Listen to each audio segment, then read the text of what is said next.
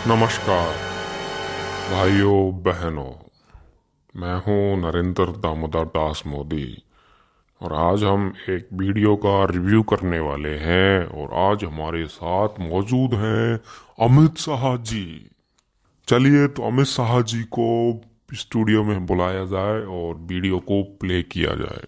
धन्यवाद मोदी जी, आपने जो मुझे इस महत्वपूर्ण वीडियो के लिए यहाँ पर इनवाइट किया, मैं आपका शुक्रगुजार हूँ। आभार।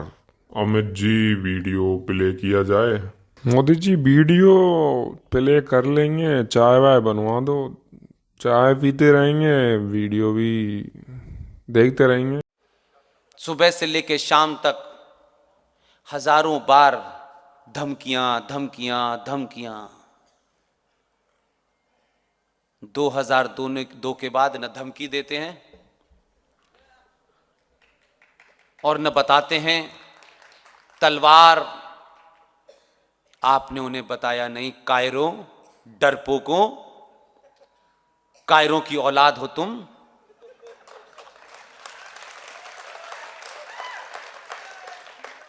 किस डरपोक की तुम औलाद हो यार? तुम चिल्लाते हो, वो एक चिल्लाता है गोल टोपी वाला।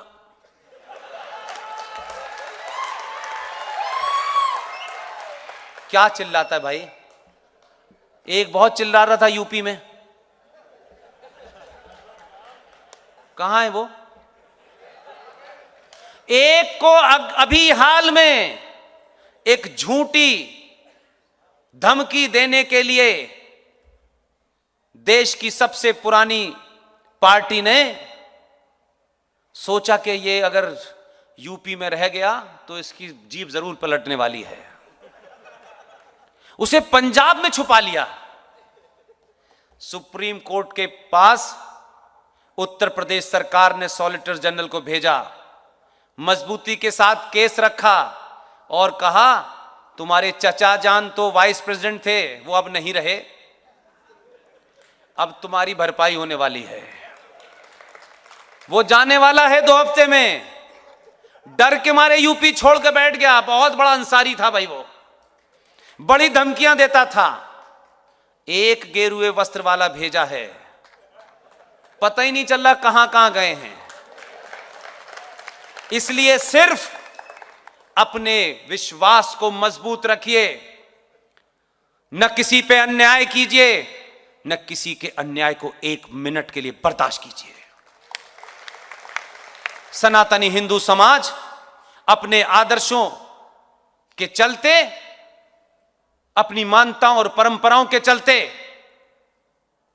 उसने किसी का हाथ कंधे से नहीं उठाया, किसी की गाली का जवाब नहीं दिया, 30,000 मंदिर तोड़ने का जवाब नहीं दिया। आपकी सहनशीलता को, आपके इस आदर्श को कुछ लोगों ने कायर समझ लिया। ये कायर हैं, कुछ भी कर लो। ये बात अलग है कि हिंदू के नाम पर इस देश में 28 पार्टियों ने सरकारें चलाई और जो कायरता का परिचय दिया, उससे दुनिया के सबसे जाहिल लोग, अनपढ़ गंवार लोग, बलात्कारी सभ्यता के लोग, लूट के वाले सभ्यता के लोग, उनको लगने लगा ये कोई सनातन वनातन लोग नहीं है, ये डरपोक लोग हैं। उन्होंने आपको चुनौतियां देना शुरू कर दी। आप उनको चुनौती मत दीजिए। हैदराबाद वाले से पूछिए, तुम हमें चुनौती दे रहे हो? हमें 15 मिनट का टाइम मांग रहे हो? मोदी जी, चाय नहीं आई है अभी तक। देखो, मैं जा रहा हूँ स्टूडियो छोड़ के, या तो आप चाय मंगवा दो। अरे रुको रुको अमित बाबू, अभी मंगवाते हैं, चाय मंगवाते हैं तुम्हारे लिए। अरे केजरीवाल जी, चाय लेके आना, 2 चाय। लो अमित जी, ये रही आपकी चाय। भाई ये कौन सी चाय ले आया? सर ये है आम आदमी की आम चाय, सर पी लीजिए।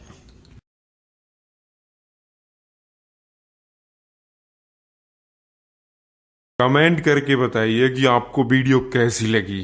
और चलिए आप वीडियो को हम पूरा देखते हैं और लास्ट में हमारे रिव्यू भी आपको सुनाएंगे और मोदी जी भी बताएंगे आपको कि वीडियो कैसी लगी। हमसे मांग रहे हो? तुम्हारे बाप दादा इतने कायर थे कि तलवार के जोर पे शलवार पहन ली उन्होंने।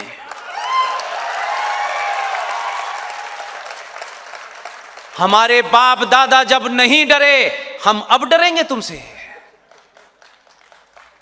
इसलिए भौंक कर मस्जिद में घुस जाना, बाहर मत निकलना। ध्यान रखना, सनातनी 100 किलोमीटर दौड़ाएगा, हाँफते हाँफते ही मर जाओगे, हथियार की जरूरत नहीं पड़ेगी। बार बार गाली मत दो। हमने पूरे हजारों साल में किसी संस्कृति को गाली नहीं दी। हमारी सहनशीलता थी। दुनिया से जो भी सरकार लोग आए, जो भी मजहब आए, कैसे भी थे, कभी हमने उनसे ये नहीं पूछा कि आप अच्छे हैं बुरे हैं। हमने सबको कहा आप यहीं से शुरू करिए। लेकिन तुम उस परंपरा वालों को कह रहे हो हम जब यहां से जाएंगे तो कुतुब मीनार भी ले जाएंगे, लाल किला भी ले जाएंगे। ये तो बताओ कहां जाओगे? बताओ कहां जाओगे? जो डरपोक होते हैं वो हथियार से डराते हैं। आपने तो 2014 में गलत बटन दबा दिया है, उसी से डरे हुए हैं। बार बार कहते हैं जो मिलेगा बहुत। आपको पता नहीं है हम अल्लाह के अलावा किसी से नहीं डरते। हमने कब कहा तुम डरो? अरे हमारा तो अल्लाह पे तब भी यकीन था और आज भी यकीन है। हम मानते हैं। तुम उसको कायनात कहते हो, हम उसको ब्रह्मांड कहते हैं, और तुम कहते हो रब्बुल आलमीन। इस ब्रह्मांड को, इस कायनात को, इस यूनिवर्स को कोई ताकत है जो चला रही है। हम भी मानते हैं जो कुछ हो रहा है उसकी मर्जी के बगैर नहीं हो रहा। मैं अपनी मर्जी से यहां नहीं खड़ा हूं। मैं अपनी मर्जी से कुछ नहीं कर रहा हूं। मैं नहीं जानता कि ये मैं क्यों कर रहा हूं, कैसे कर रहा हूं, लेकिन कोई शक्ति है जो मुझसे करवा रही है। इसलिए हमारा यकीन रात के 2 बजे भी है, दिन के 1 बजे भी है। तुम कहते हो रब्बुल आलमीन, हमारा यकीन है कि रब जो है चला रहा है कोई, और उसकी मर्जी के बगैर ना कोई पत्ता हिलता है, ना लाइट जलती है, ना बारिश होती है, ना हवा चलती है। जब तक उसकी मर्जी ना हो, आप भी उसी की मर्जी से यहां आए हैं। जिनके लिए उसकी मर्जी नहीं थी वो नहीं पहुंच पाए होंगे।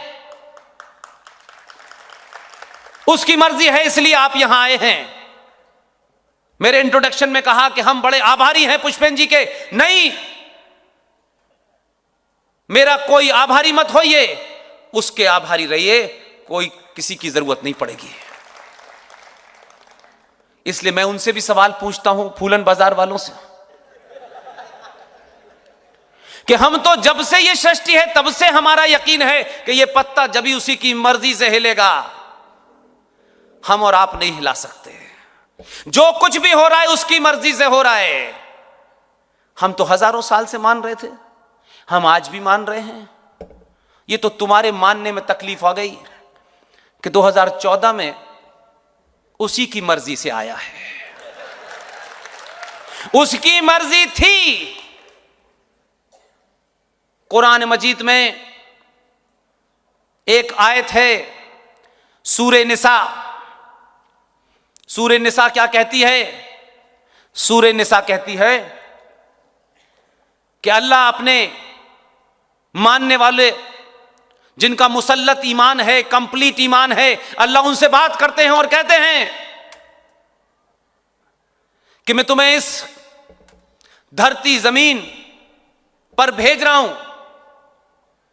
मैंने कुछ कानून बनाए हैं, मैंने कुछ हिदायतें दी हैं, इंस्ट्रक्शन दिए हैं। उनका पालन करना, उनके साथ छेड़छाड़ मत करना। और जिस दिन भी तुम मेरे बताए उसूलों से हटे, मैं इसी धरती पर ऐसे लोग भेजूंगा जो तुम्हें रास्ते पे ले आएंगे। अल्लाह ने यह नहीं बताया था उसका नाम क्या होगा, उन्होंने नहीं बताया था कि वो आदि आस्तीन का कपड़ा पहनेगा, सफेद रंग की दाढ़ी होगी। अल्लाह आजिद आ गया तुम्हारी मक्कारियों से, तुम्हारी जहालत से, तुम्हारी हत्यारी मानसिकता से, इसलिए अल्लाह को लगा। देखिए साहब जी, सबसे अच्छी बात जो मुझे लगी वो है ना किसी पे अन्याय कीजिए, ना किसी के अन्याय को 1 मिनट के लिए बर्दाश्त कीजिए। पहले इस बात से मैं पूरा सहमत हूं। देखिए मोदी जी, यूनिवर्स में, ब्रह्मांड में जो कुछ भी हो रहा है वो हमारी मर्जी से नहीं हो रहा है। मैं आज आपके साथ यहां खड़ा हूं, वीडियो का रिव्यू कर रहा हूं, तो ये भी मेरी मर्जी से नहीं है, सब उसी की मर्जी से हो रहा है वास्तव में। और साहब जी, जो ये वीडियो देख रहा है ये किसकी मर्जी से शेयर करेगा? अरे भाई उसी की मर्जी से करेगा ना।